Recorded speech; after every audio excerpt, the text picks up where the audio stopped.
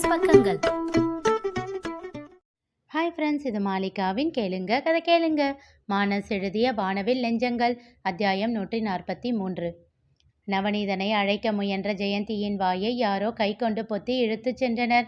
முதலில் திகைத்தவர் யார் என்று புரிந்ததும் இன்னும் அதிகமாக திகைத்தார். அறைக்குள் இழுத்துச் சென்று கதவை தாடிட்டார் லிங்கேஸ்வரன்.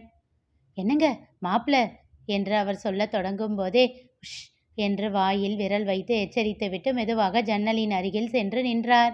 ஜெயந்தியும் அவர் பின்னாலேயே சென்றார். ஜன்னலை கொஞ்சமாக திறந்து அவர் பார்க்க நவநீதன் சுவரில் ஏறி அந்த பக்கம் குதித்தான். திருப்தியான பார்வையோடு பார்த்துவிட்டு அறையை விட்டு வெளியில் வந்தார். சென்று பால்கனியின் கதவை உள்பக்கமாக தாடிட்டு விட்டு வர்ஷினியின் அறைக்கு சென்றார். மெதுவாக கதவை திறந்து பார்த்தார். அவள் நன்றாக உறங்கிக் கொண்டிருந்தாள். மீண்டும் சத்தம் காட்டாமல் கதவை மூடிவிட்டு தங்கள் அறைக்கு வந்தார். அவர் செய்யும் அனைத்தையும் அவர் பின்னாலேயே சென்று பார்த்து கொண்டிருந்தார் ஜெயந்தி. என்னங்க, என்ன நடக்குதுங்க? மாப்பிள்ளை எதுக்கு இப்போ வந்துட்டு போறாரு? அதுவும் சுவர் ஏறி குதிச்சு. அவர் பொண்டாட்டியை வந்து தூங்க வச்சுட்டு போறாரு. என்னங்க சொல்றீங்க? உங்களுக்கு எப்படி தெரியும்? இது எப்போ இருந்து நடக்குது? 1 வாரமா நடக்குது. அவளை நாம கூட்டிகிட்டு வந்தே 1 வாரம் தாங்க ஆகுது, அதிர்ச்சியாக கேட்டார். ஆமாம், அவள் வந்த நாளில் இருந்து அவர் வந்துக்கிட்டு தான் இருக்கார். ஓ, உங்கள் மாப்பிள்ளை சுவர் ஏறி குதிக்கும் போது காயம் படாமல் இருக்கணும்னு தான் எல்லா இடத்தையும் சுத்தம் பண்ணி வச்சிங்களா? என்ன திடீர்னு எல்லா இடத்தையும் சுத்தம் பண்ணுறீங்க அப்படின்னு அன்னைக்கு நான் கேட்டதுக்கு பாம்பு வருதுன்னு சொன்னீங்க. எல்லாம் பொய்யா? மனைவியின் கேள்விக்கு பதில் சொல்லாமல் சென்று படுத்து கொண்டார். என்னங்க, உங்ககிட்ட தான் கேட்டேன் என்று அவர் அருகில் வந்து படுத்துக்கொண்டு கேட்டார் ஜெயந்தி. அவரோ முதுகை காட்டி படுத்து கொண்டார். அவர் கையை பிடித்து தன் பக்கம் திருப்பிய ஜெயந்தி, பதில் சொல்லுங்க என்றார். விடுமாத என்றவர் ஜெயந்தி சுதாரிக்கும் முன் அவரை தன் பக்கம் நெருக்கமாக இழுத்து அவர் கையை எடுத்து தன் இடையின் மேல் வைத்துக்கொண்டு உறங்கத் தொடங்கினார். முதலில் திகைத்தவர் பின் சிறு புன்னகையோடு உறங்கி போனார் ஜெயந்தி. மறுநாள் காலையில் வர்ஷினியின் அறைக்கு சென்றவர் அவள் எழுவதற்காக அருகிலேயே அமர்ந்து காத்து கொண்டிருந்தார் ஜெயந்தி. மெதுவாக விழிப்பு வந்து கண்களை திறந்தவள் சுற்றி எதையும் பார்க்காமல் கையை துழாவி தன் செல்போனை எடுத்து ஆன் செய்தாள். ஸ்கிரீன் சேவரில் அவளும் நவநீதனும் இருக்கும் ஒரு புகைப்படம் தோன்றியது. நவநீதன் அவள் கன்னத்தில் முத்தம் வைக்க அதனை செல்ஃபி எடுத்திருந்தாள் வர்ஷினி.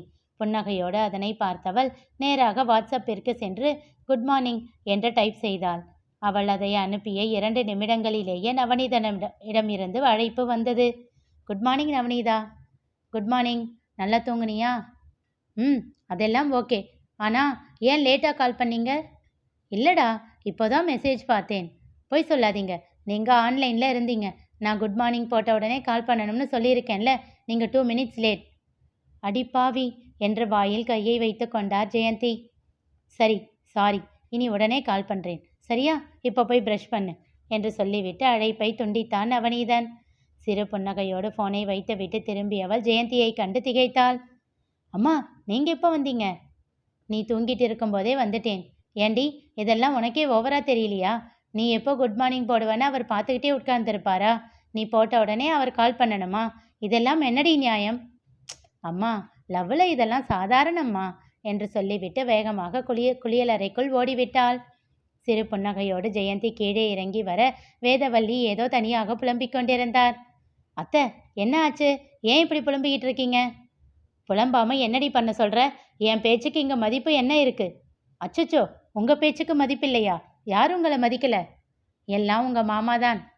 போங்க அத்தை என்று சொல்லிவிட்டு அவர் தாண்டி செல்ல, ஏய் நில்லுடி, நிஜமாக தான் சொல்கிறேன் என்று ஜெயந்தியின் கையை பிடித்து நிறுத்தினார் வேதவல்லி. போனா போகுது, விடுங்க அத்தை. அப்படியெல்லாம் விட முடியாது. எனக்கு நல்லாவே சத்தம் கேட்டுச்சு. என்ன சத்தம்? ராத்திரி யாரோ குதிக்கிற மாதிரி ஒரு சத்தம் கேட்டுச்சு. உன் மாமாவை எழுப்பி சொன்னா அதெல்லாம் ஒன்றும் இல்லை, பேசாமல் படு அப்படின்னு சொல்லிட்டாரு. நானும் பார்க்குறேன், 3 நாளாக இப்படி தான் சத்தம் கேட்குது. ஓ, 3 நாளா? அப்போ எனக்கு நீங்கள் பரவாயில்ல. என்னடி சொல்கிற? எனக்கு நேற்று தான் கேட்டுச்சு. அந்த அளவுக்கு உலகம் மறந்து 1 வாரமாக நான் தூங்கிட்டு இருந்திருக்கேன். இங்கே பாருடி, ஒழுங்காக எனக்கு புரிகிற மாதிரி பேசு. எனக்கு ஒன்றுமே புரியலை. இருங்க சொல்கிறேன். நீங்கள் சத்தம் கேட்டுச்சுன்னு சொன்னதுக்கு மாமா என்ன சொன்னார்? அதெல்லாம் ஒன்றும் இல்லை, எனக்கு பிரம்ம அப்படின்னு சொல்கிறாரு. வயசாயிடுச்சு, காது கேட்கல அப்படின்றாரு. ஏண்டி, வயசானா சத்தம் கேட்காம தானே போகும், இல்லாத சத்தம் கேட்குமா என்ன? திரும்பி ஹாலில் அமர்ந்து தினசரி படித்து கொண்டிருந்த தன் மாமனாரை ஒரு பார்வை பார்த்துவிட்டு வேதவல்லியிடம் கூறினார் ஜெயந்தி. அப்பாவும் பிள்ளையும் எல்லாத்தையும் தெரிஞ்சுக்கிட்டு ஒன்றுமே தெரியாத மாதிரி இருக்கிறாங்க. ஒரு வாரமா இந்த வீட்டு மாப்பிள்ளை தான் வந்து போய்கிட்டு இருக்காரு. என்னடி சொல்ற? விவரம் கூறினார் ஜெயந்தி. பாத்தியா, உன் மாமா எல்லாம் தெரிஞ்சு கடைசியில என்ன பைத்தியக்காரி ஆக்க பார்த்திருக்காருல்ல? சிரித்தார் ஜெயந்தி. லிங்கேஸ்வரன் வந்தார். ஜெயந்தி, காஃபி இதை எடுத்துட்டு வரேங்க. அவர் கையில் காஃபியை கொடுத்தபோது கேட்டார். பாப்பா எழுந்திரிச்சிட்டாளா? ஆ, இப்போ வந்துடுவா. அவர் சொல்லி கொண்டிருக்கும் போதே மாடியில் இருந்து இறங்கினாள் வர்ஷினி.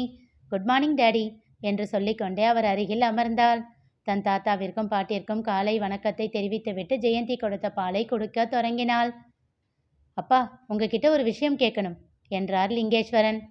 என்னப்பா என்றார் தினசரியிலிருந்து தன் தலையை நிமிர்த்தி. பாப்பாவுக்கு இங்கிருந்து பெட்ரோல் பங்க் தூரமா இருக்குப்பா. தினமும் அவ்வளோ தூரம் போயிட்டு வர வேண்டியதா இருக்கு. அவ வீட்டில் இருந்தனா கொஞ்சம் கிட்டதானே, அதுதான் அவளை வீட்டுக்கே அனுப்பி வைக்கலாம்னு யோசிக்கிறேன். சரிப்பா, உன்னோட இஷ்டம். ஜெயந்தியும் வேதவல்லியும் ஒருவரை ஒருவர் பார்த்து கொண்டனர். வர்ஷினியின் முகத்தை பார்க்க அவள் முகத்தில் ஒரு நொடி சந்தோஷம் வந்தது. பின் அதனை மறைத்து கொண்டாள். கேடிடி உன் பொண்ணு சந்தோஷத்தை எப்படி மறைக்கிறா பாத்தியா என்றார் வேதவல்லி. உனக்கு ஓகேவாடா பாப்பா என்றார் லிங்கேஸ்வரன் வர்ஷினியிடம். நீங்க சொன்ன ஓகே டாடி என்றவள் வேகமாக தன் அறைக்கு சென்று விட்டாள். லிங்கேஸ்வரன் ஜெயந்தியை பார்க்க அவர் வேதவல்லியை பார்த்தார். அம்மா, மாப்பிள்ளை இப்படி தினமும் வர்றது எனக்கு என்னவோ சரியா படலை. ஏதோ அந்த முரளி மாத்திரை சாப்பிட்டுக்கிட்டு இருக்கிறதுனால ராத்திரி தூங்கிடுறான்னு நினைக்கிறேன். இல்லைன்னா கண்டுபிடிச்சிடுவான். அப்புறம் நிச்சயமா பிரச்சனை பண்ணுவான். எதுக்கு வீணா இதுக்கு நாமளே இடம் கொடுக்கணும்? ஆமா அத்தை, அது மட்டும் இல்லாமல் நான் முன்னாடியே விசாரிச்சப்போ நித்யா பிரியா 2 பேருமே இந்த மாதிரி 3வது மாதம் எல்லாம் அம்மா வீட்டுக்கு போனதில்லையாம். அவன் இவளுக்கு ஒத்துக்கிட்டதே பெரிய விஷயம். சிரித்தார் ஜெகநாதன். நீ என்னம்மா நினைச்ச? அவன் ஏமாந்து போய் பாவம் பார்த்து அனுப்பிட்டான்னு நினைச்சியா? இப்படியெல்லாம் ஏதாச்சும் நடக்கும். திரும்பவும் பாப்பா அங்கே வந்துடுவான்னு கணக்கு பண்ணி தான் அனுப்பியிருப்பான். எப்படிப்பட்டவன் தெரியுமாமா அவன்? சாதாரணமாக அவனை நினச்சிடாத. அது என்னவோ கரெக்டு தான் மாமா. பயங்கரமான ஆளாக இருக்கான். ஒரு மனுஷனை எடை போடுறதுக்கு அவனுக்கு 5 நிமிஷம் கூட தேவைப்பட மாட்டேங்குது. இவன் எல்லாம் படித்து போலீஸ் ஆகியிருந்தானா அவ்வளவுதான் போல. எந்த கிரிமினலும் தப்பிக்க மாட்டான் என்று சொல்லி சிரித்தார் ஜெயந்தி. சட்டென்று லிங்கேஸ்வரனின் முகம் மாறியது. நெற்றியை நீவி ஏதோ யோசித்தார். சரிடா, அனுப்பிவிடு. ஆனால் அவளை கூட்டிகிட்டு போய் விடுறதா இருந்தால் இன்னைக்குள்ளே கூட்டிகிட்டு போய் விடு. நாளைக்கு அவளுக்கு 4வது மாதம் ஆரம்பிச்சிடும் என்றார் வேதவல்லி. அதில் சிந்தனை தெளிந்தவர், சரிம்மா, அப்போ இன்னைக்கு சாயந்தரம் கொண்டு போய் விட்டுட்டு வந்துடுறேன் என்றார். அவ முகத்தில் எவ்வளவு சந்தோஷம் பார்த்தீங்களா அத்தை? நாம் பார்க்கக்கூடாதுன்னு மறைச்சிக்கிறா. என்ன இருந்தாலும் இத்தனை வருஷம் வளர்த்த நம்மளை விட அவள் புருஷன்தான் அவளுக்கு வசதியாக போயிட்டான் இல்லை? பின்ன அவள் அம்மா மாதிரி தானடி அவளும் இருப்பா. சும்மா இருங்கத்த என்று விட்டு சமையல் அறைக்குள் புகுந்து கொண்டார் ஜெயந்தி.